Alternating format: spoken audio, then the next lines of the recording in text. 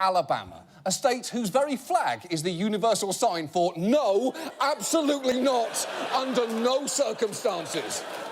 Their governor has been in the news lately due to a sordid scandal.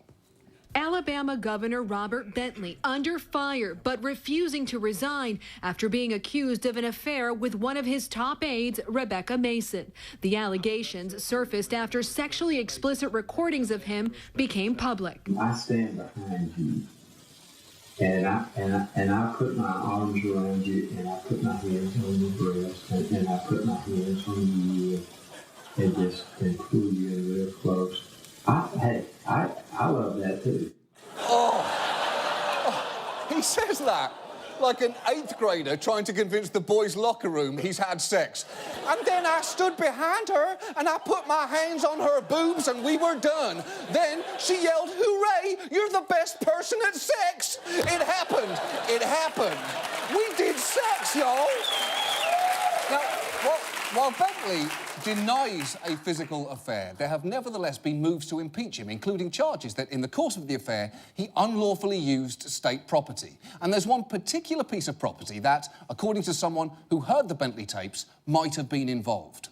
It's stunning. It really is when you hear it.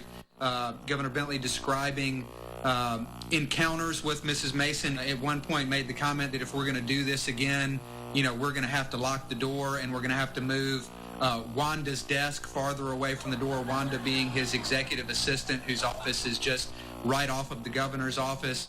Hey! Don't bring Wanda's desk into this! You know what? You know what? Wanda is the real victim here. And if the governor will not apologise to her, I will. Wanda, I am sorry that you got dragged into this shit. You didn't get into public service to listen to the sounds of a 73-year-old man groping a staffer. So, to make it up to you, tomorrow, we are sending an edible arrangements I'm very sorry fruit box to your desk, wherever it is now. You enjoy it, Wanda. You enjoy it. And look, this impeachment process alone shows how bad things currently are in Alabama politics, because under the state constitution, the articles of impeachment must be presented by the Speaker of the House, in this case, Mike Hubbard, who is currently awaiting trial on 23 felony charges. And once the trial begins, it will be presided over by the Chief Justice of the State Supreme Court, Roy Moore, who was once himself removed from office for the dumbest possible reason. Moore was charged with 6 counts of ethically violating his office for refusing to remove a stone depiction of the 10 Commandments he had placed in the state Supreme Court's rotunda. It's true. So let's just recap for a second.